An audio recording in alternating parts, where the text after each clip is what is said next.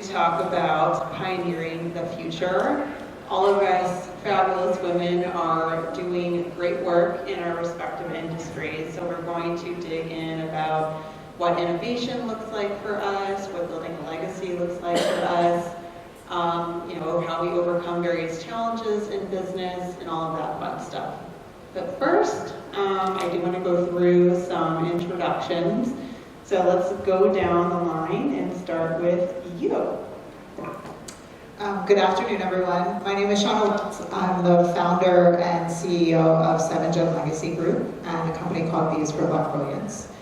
And we were asked to think about what is a time where our leadership was apparent. Is that right?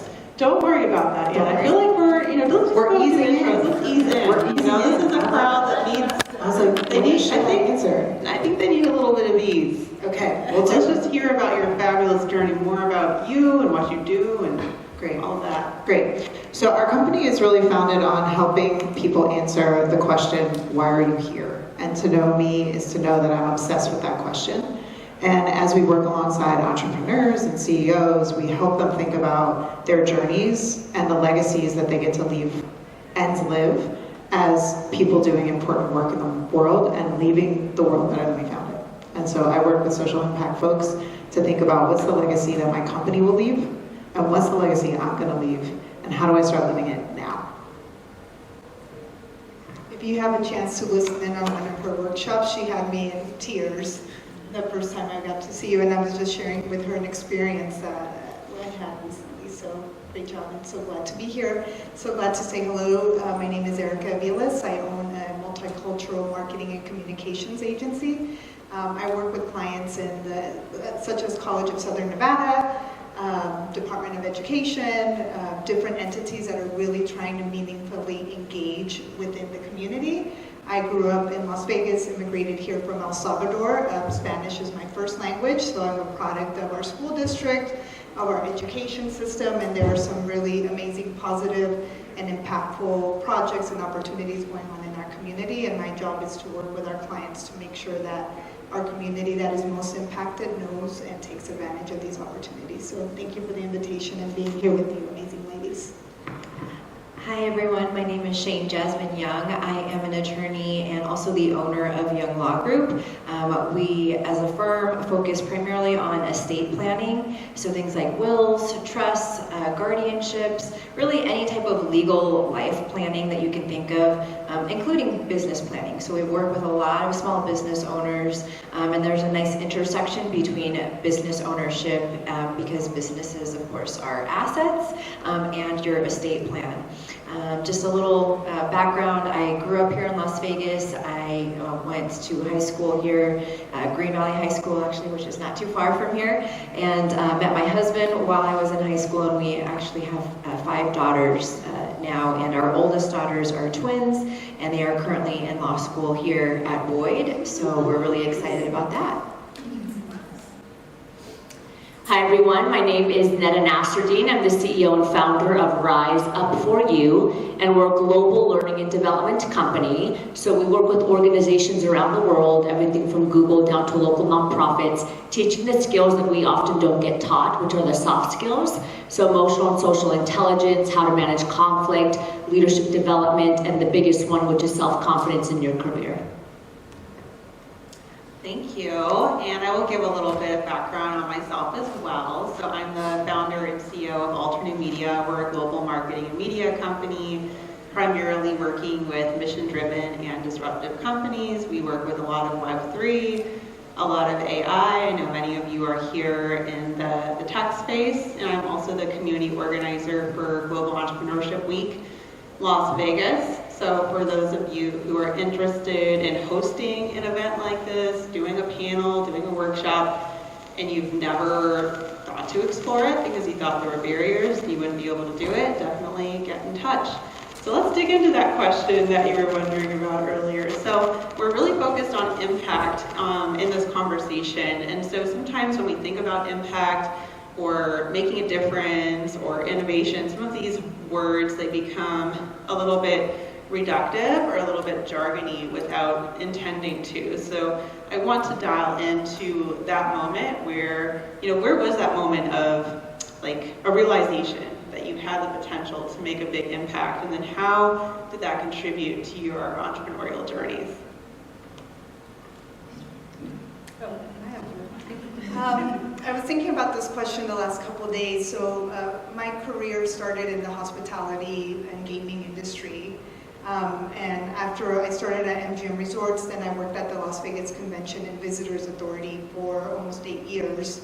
When I started there, I was tasked with leading our international office efforts, in particular Canada, Mexico, and South America, which Canada and Mexico, if you're not aware, are our largest international markets that come into Las Vegas.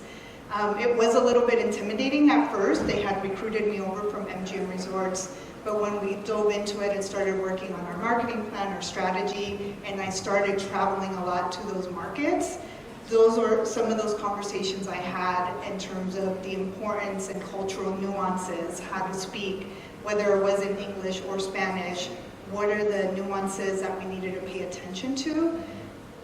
There were certain times I can even think about them when we were at press events or at big meetings with airlines. Our job then was to get visitors to Las Vegas, and it still is. So those were key moments when I realized my perspective mattered, my story mattered, and to see that, through our agency, that we were looking at creative, that we were looking at what are our efforts, how are we going to work with key players in South America, Canada, Mexico to get them to Las Vegas. That's when I was like, for me, that light bulb really went off to say my perspective, my experience, knowing my community really is important, and it gives you that opportunity to kind of step out of your shell more and really be seen more in that leadership position. So when I think about this question, I often think about when I was 19 years old, because there was a moment when I was 19 that changed my life forever about what it meant to be a leader and how to make an impact. Before I started my company, I was a performer. So I used to tour the world internationally and do musical theater, singing and dancing. And when I was 19 years old, I was driving up to Malibu to do a show with a cast of about 40 people. And I was, singing my songs and practicing. And when we were doing our show at a mansion for 100 CEOs, 19 years old. And when we got to the mansion to perform, we do something called walking a show. So does anyone sing or dance, or anyone ever been in performing? Okay, cool, awesome, I love that. So we do something called walking a show, which means you have to walk the stage, because every time you perform, it's a different dimension, right? So we have to always re-walk our show to make sure we understand where we're going. And when we were walking the show, the director screamed and stopped the entire walkthrough and started reprimanding this young man. And she said, "Where are your shoes?" And the young man was very embarrassed, and he said, "I forgot all of my equipment. I forgot my shoes, I forgot my costumes," which, as we know, we don't do that, right, when we're a performer. And she proceeded to say that if you don't find your stuff in the next hour, I'm going to cut you from the show. Now, we know as performers that means that we would all kind of be stressed out, because now we need to redo the entire show and fill the hole that he would be in. So we took a break, and I went into the green room, and sure enough, I see in the mirror that the CEO walked into the green room. Now, I become a little bit excited because I think this young man's going to get reprimanded, and I'm 19, so I'm immature at the time. So I turn around to watch what the CEO was going to do. He walks up to the young man, puts his hand on his shoulder, bends down, gives him his shoes, and for the next 4 hours walks around barefoot with the rest of the CEOs at the mansion. Now, that one moment changed my life forever on what it meant to make an impact and be a leader. In fact, my brain switched from wanting to be a performer to wanting to use my voice and my skills as a tool to empower and lead, which is kind of how I got to where I am today. Now, the most interesting thing about this story is that I did a TED Talk talking about this guy. I wrote a book on him. Until this day, he does not remember the impact that he made. He has no idea about that one situation that had a huge impact on me as a 19-year-old. That's what I think about. So the key moment for me would be the day that I got laid off. from the job that I had prior to actually starting my own firm. And prior to that, leading up to it, I knew that it was coming. It just happened earlier than expected. So I was the general counsel at the time for a financial services company. And when they hired me, they said, our goal is to get everything together for our business so that we can sell. So before we move into our individual questions, we have questions for each founder here that are tailored to their backgrounds. I'm curious just to see where all of you guys stand in your own entrepreneurial journeys. So as a show of hands, how many of you guys have a startup right now? Startup founders? Or a small business? So sometimes when people hear startup, they're like, oh, I'm not doing tech, I don't know. Okay, well, who wants to? Who doesn't have one yet? Okay, cool. That's helpful. All right, Nada, we're going to start with you. So, obviously, as women, as people, period, we're wearing a lot of hats, but as women, we wear sometimes even more hats, let's be honest.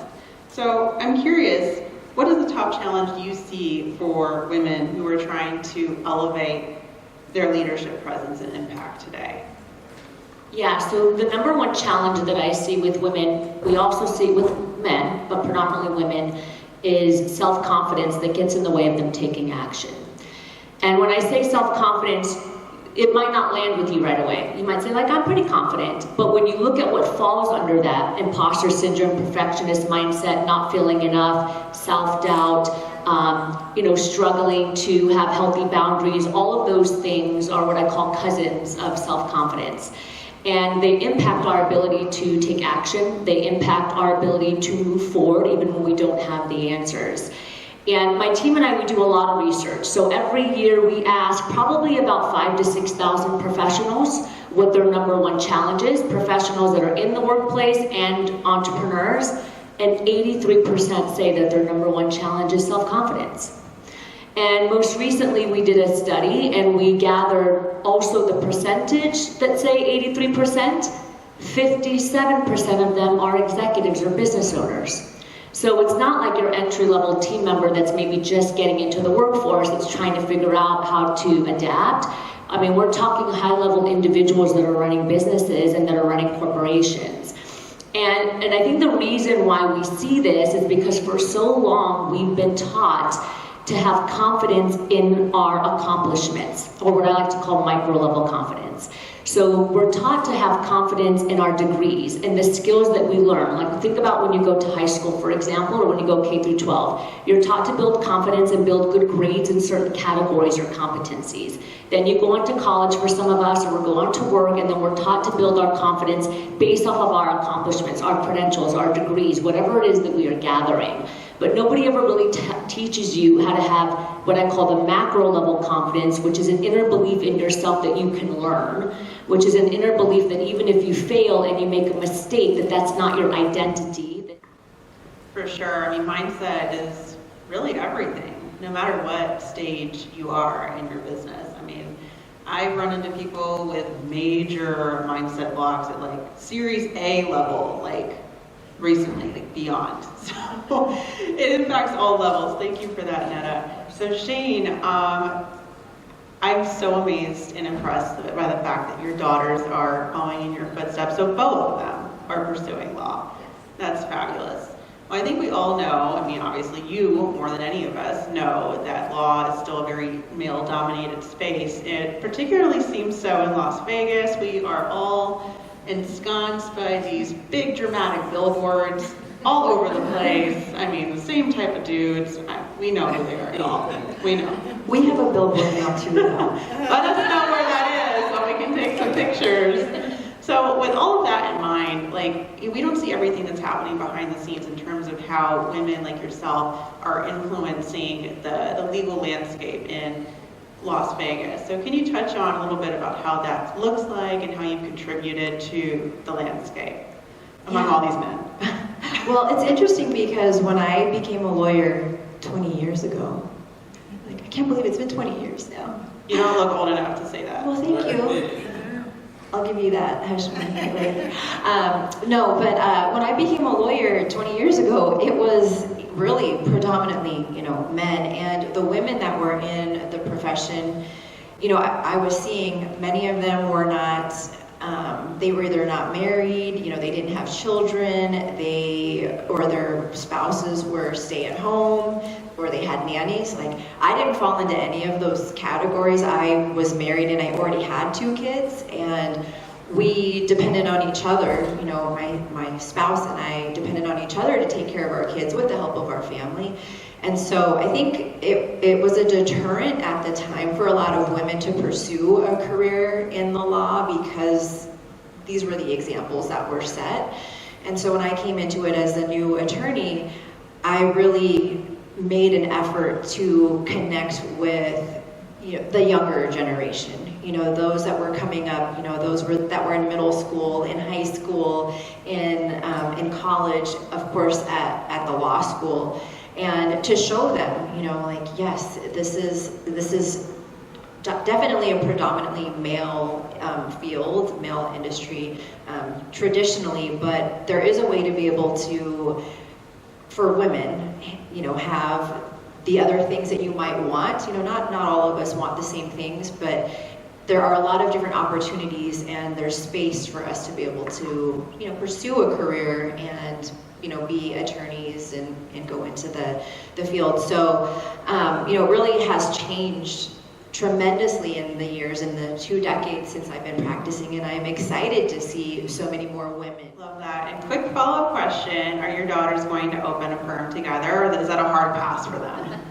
Well, it's funny, when they were growing up, when they were little, like elementary school, when you would ask them what they wanted to be, they would say, oh, I'm going to be, an attorney like my mom. And then it was like, oh yeah, I want to be a judge. So when they saw me working at my prior firm, I worked at the big firm, corporate firm. And when they saw me there, they were like, oh, that doesn't look really fun. They were young. So they decided, okay, well, maybe I want to go into the medical field, so they started looking at other things. Well, when we started our firm in 2017, then I included them, I encouraged them to participate, to learn, the basic things for their age level.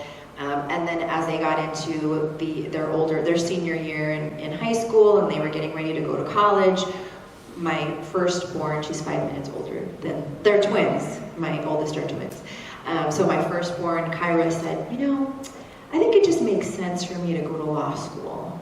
And I was like, really? Okay. Why do you say that? She's like, well, you got this business, it's already there. So, why make it any harder for myself? And I was like, okay, good. So they did decide, kind of together, that they would go to law school. And it was something that I didn't pressure them to do. A lot of people will be like, oh, so your mom made you go to law school? They'll ask them and they'll say no. This was a decision that I made or that we made. And I told them when they were talking about it, I said, this is something that you really need to be passionate about, because if you're not, it's not going to be a pleasant experience. If it's not what you want to do, it's not going to work. So, so to answer your question, and long story short, is they plan to join our firm, and what their plan is to basically take over my firm and put me on a beach somewhere, which I'm fine with that. As soon as you guys can do that, I'm ready to retire. Sounds like a great plan. You're going to Let's have to accelerate their graduation. All right, Ericka, so your big focus is on multiculturalism. So I'd love to learn, and I know the audience would as well, a little bit more about how you celebrate your own multiculturalism and your leadership, and how you apply that to the work with your clients. Great question. Yesterday I was meeting with my team. We've been growing. I'm celebrating 9 years in business next month. And it's so surreal. When I started the business, I thought it was just going to be me, right? 4 years later is when I brought on exercise ring clothes. That was me. Was when I brought on my next hire, Leandra. And yesterday I looked at the room, and we're meeting once a week now in person, just because there is so much value in meeting in person, especially when you work out in the community. And then I looked at the room, I have 8 people on my team now, 6 of them identify as Latina, starting from the ages of 20 all the way up to their 60s. And we were just kind of going over some upcoming projects, some new opportunities, and I had this conversation saying, each of you are in this room because you each bring a different perspective, right? And your stories matter, whether you are from Puerto Rico, I'm from El Salvador, from Mexico, and really made me feel special, and I think I hope reiterated to them, that it's not what I want to do, or it's not necessarily always what our clients want to do, because our clients hire us to give them guidance, right? Because they don't know what to do. And that's where I reiterated to them, like, your opinion matters, what you see in the community, what you see in the day-to-day, not when we're in these conference rooms, it's what you're doing in the community. So that, I think I'm continuing to develop, having a bigger team, but also developing them about the importance of what they bring to the table. And I think with that, has earned us the trust of working with some big entities, not just now in Southern Nevada, but we've expanded to Northern Nevada, and being able to have the respect and the trust with our clients and with our community. We have an amazing community and village that, we were talking even about Mesquite earlier, right? And how do we support Mesquite?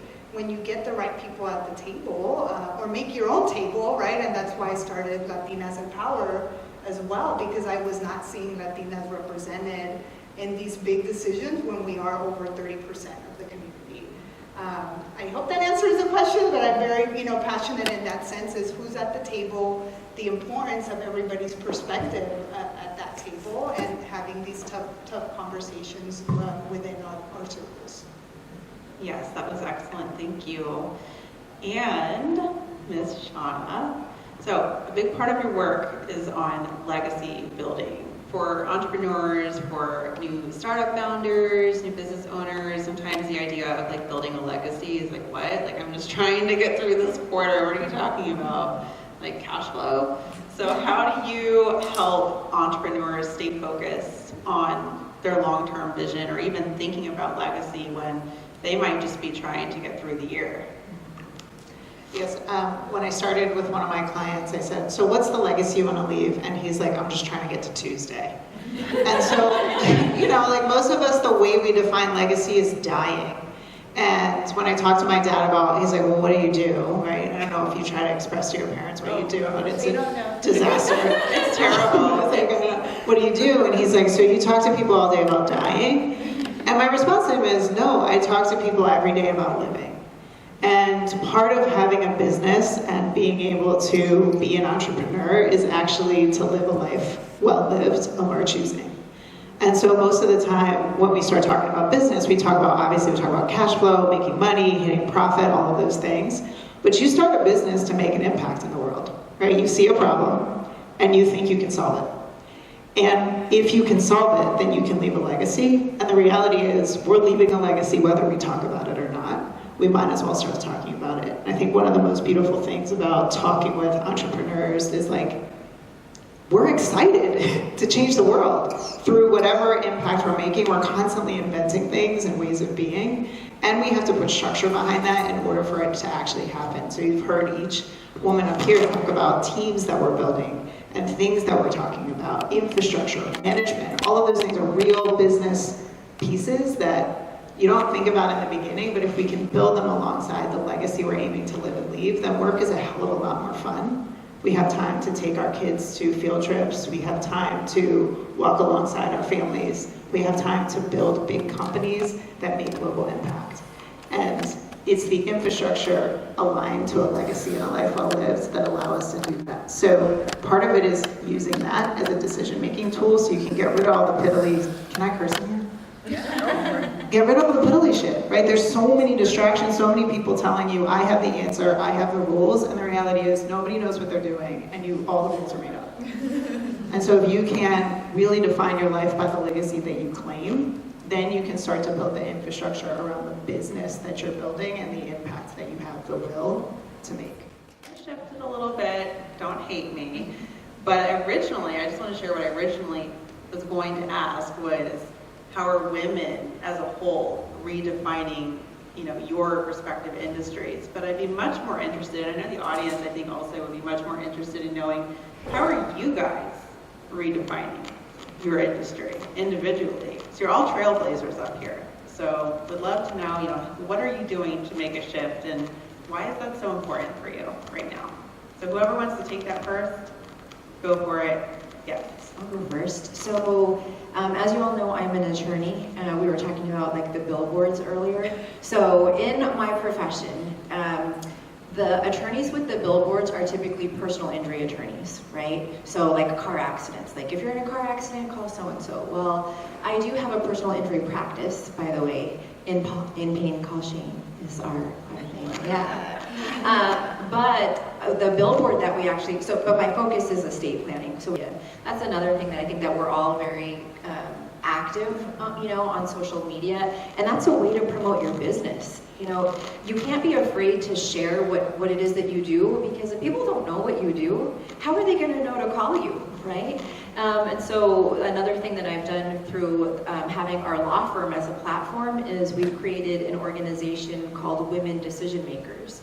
So we do an event every other month. It's focused on women in business, but also, we've got a really diverse group of women. So it's stay-at-home moms, young professionals, established business owners, entrepreneurs, lawyers, doctors, realtors, every type of business owner that you could imagine.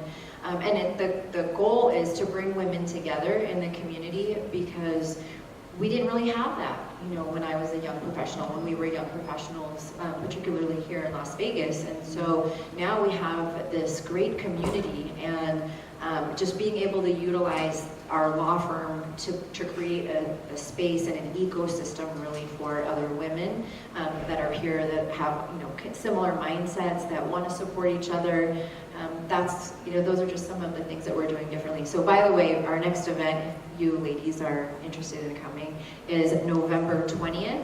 So it's the week before Thanksgiving. We typically do the event every other month, the last Wednesday of the month, except for November because of the Thanksgiving holiday.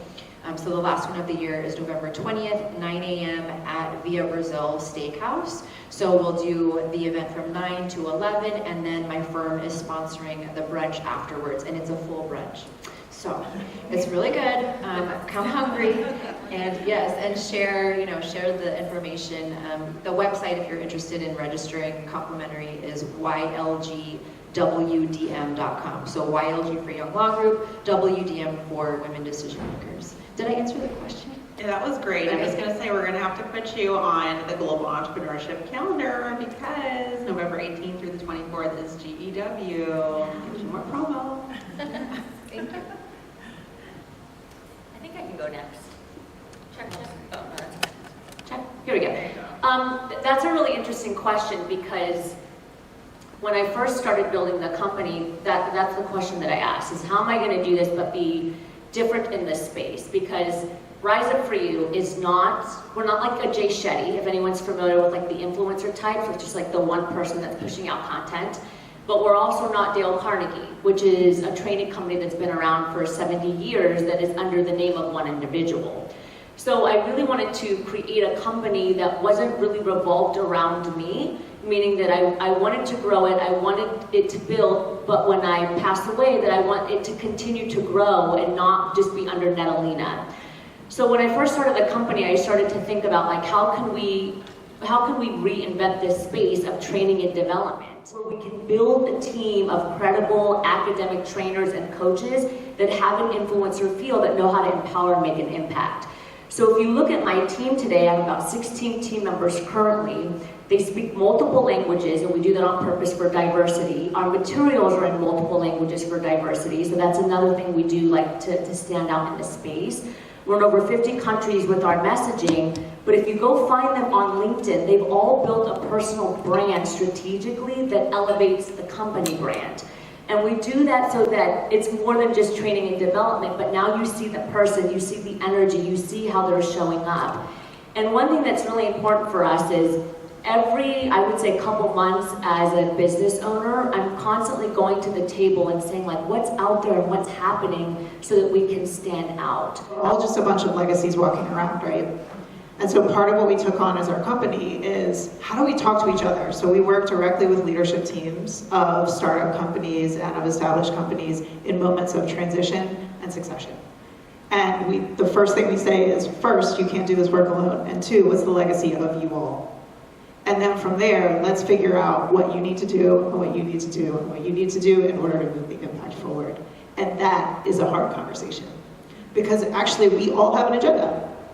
And we know, might as well name it, and then come to an agreement on how we're going to move it forward as a group of practitioners that want to do real work. The second thing is that we believe in the ability of one human can change the world. So you see the friction that we actually have to grapple with inside of our company. We have to talk realistically about one person can change the world, and then embrace that we cannot do this work alone, because none of us got here alone, gifts and traumas alike.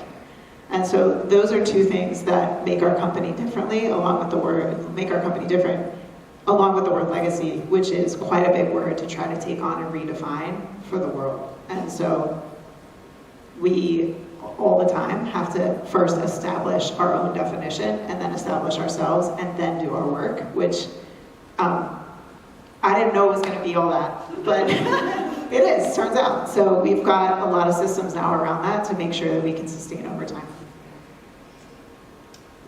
So each of you as small business owners, there's a lot of focus on us in the state of Nevada and here in the community.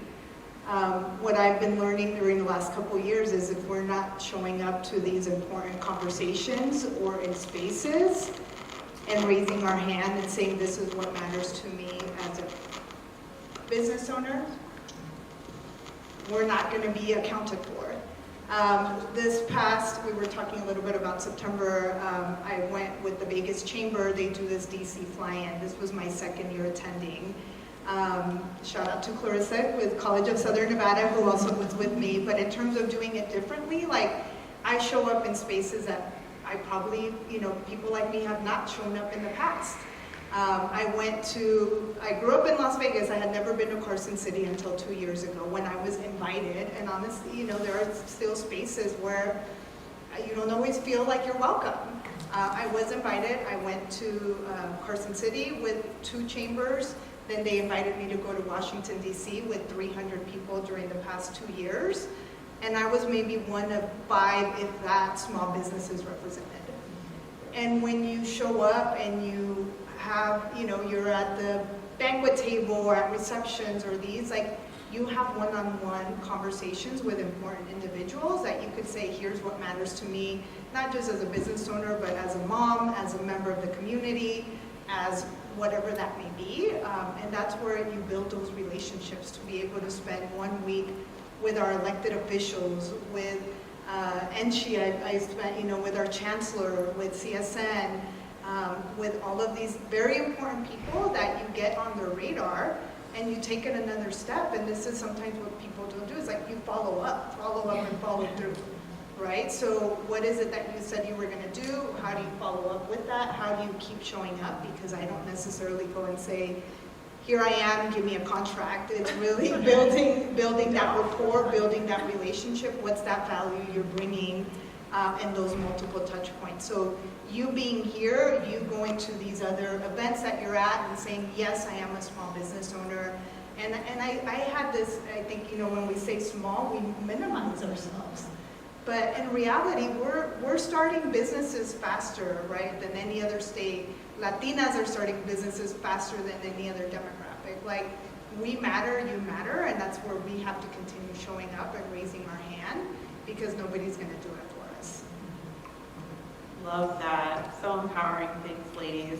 Well, I was tossed a 10-minute warning like 5 minutes ago, so I guess those bonus questions are not going to happen after all. But I think we have time for a couple of questions from the audience. So I know you had your hand up. I can give you a microphone. There you go. Hi ladies, can everyone hear me? Yes.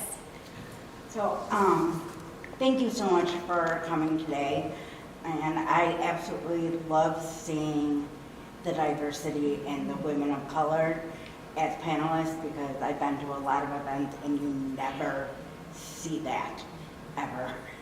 So it's really nice to see that. And as women of color, can you talk about some of the hurdles that you guys had to overcome in starting your businesses and being in that space? Because, you know, it's different. People look at us much differently compared to non-women of color. Knowing their worth, and you know, sticking to what you think, right? Like how it is that you price your services or things like that, and being okay with walking away, right? Like it doesn't, and that for me, when I first started, it's like you'll take anything, right? And now I think when you start getting to know who the players are, who the organizations, I'm very grateful to be at a place where you can be more selective and say, I want to work with CSN because, you know, they're a Hispanic serving institution, they're X, Y, and Z. It aligns with your values, right? So I think if you're clear from that legacy, from your value perspective, but, you know, I still have those conversations in terms of here's our rates, here's how we work it out, and you being okay to say, you know what, it's not a good fit, or here is what I bring, you know, having those conversations, I would say getting comfortable with that. Okay. Anybody else have a question? I think we have time for one more.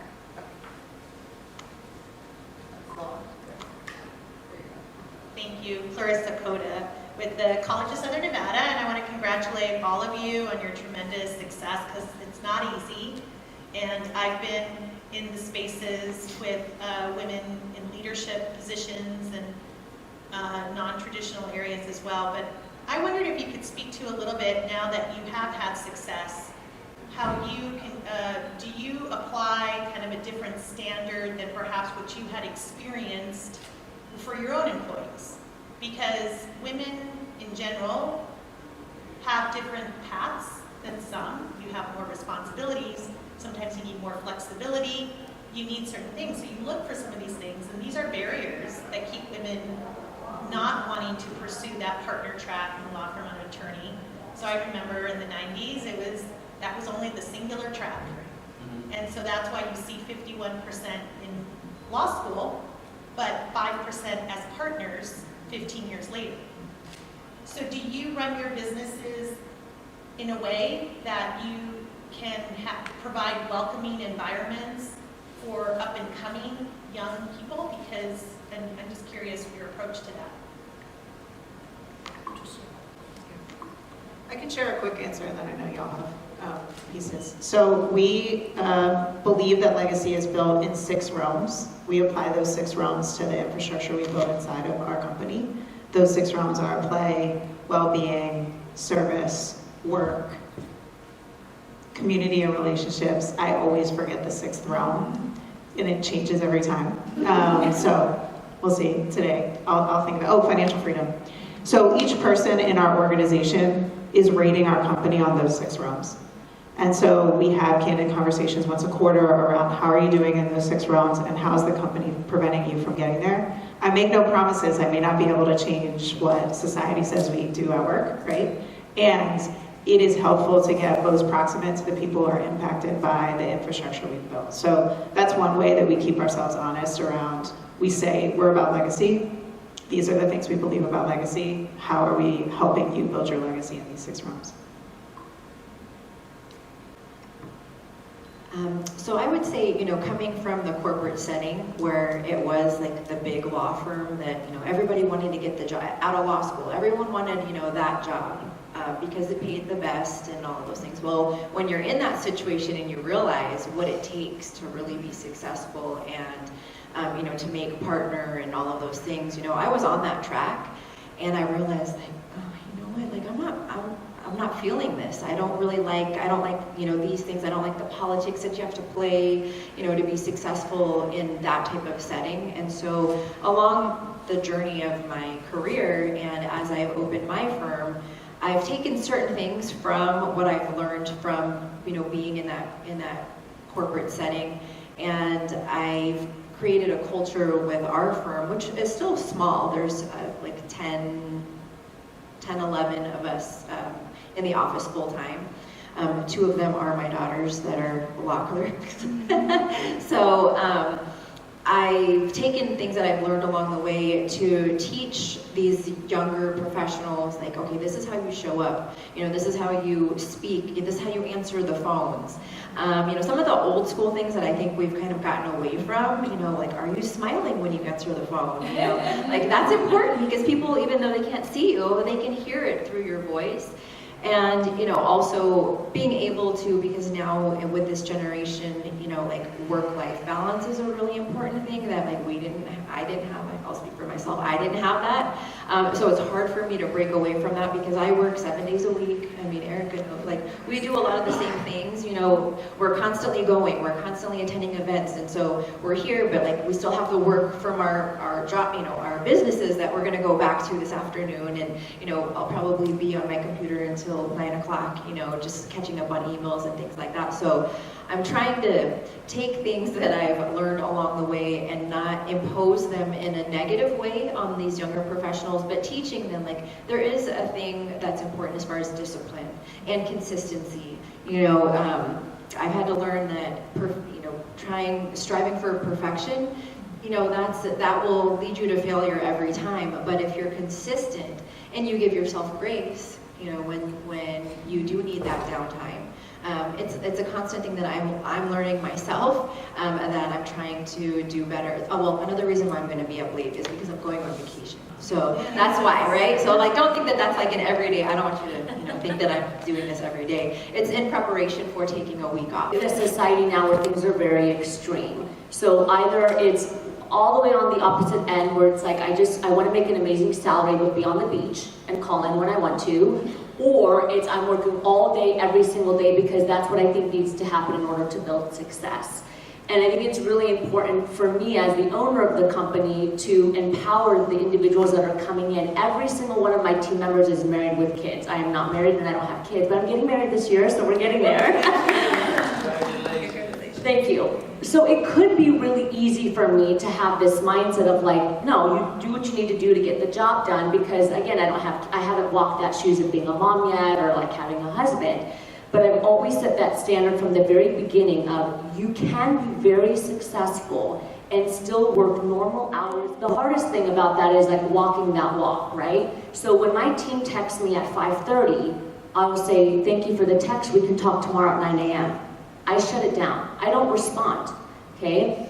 If I happen to be working on the weekend because, you know, you get in a creative flow, I'll send an email that says, don't respond until Monday, I just need to, like, brain dump, or I'll schedule it for Monday at 9 a.m. And I do that because, again, I want them to understand that, like, you can have an amazing life, as you mentioned, and still get to the top and make 6 figures and feel really great about what you're doing and go on vacation, do all these things, if you can set an infrastructure up for yourself and set yourself up for success. Work smarter, not harder, guys. So it's about, thank you ladies for being the most amazing panelists today. Thank you guys for being here. If you haven't already, I would suggest snapping a picture of our fabulous selves and finding us online. And as I mentioned, if you're interested in hosting a panel, an event, or workshop, shameless plug, get in touch with me and I can help you get sorted for Global Entrepreneurship Week in November. Thanks guys. Have a big startup week.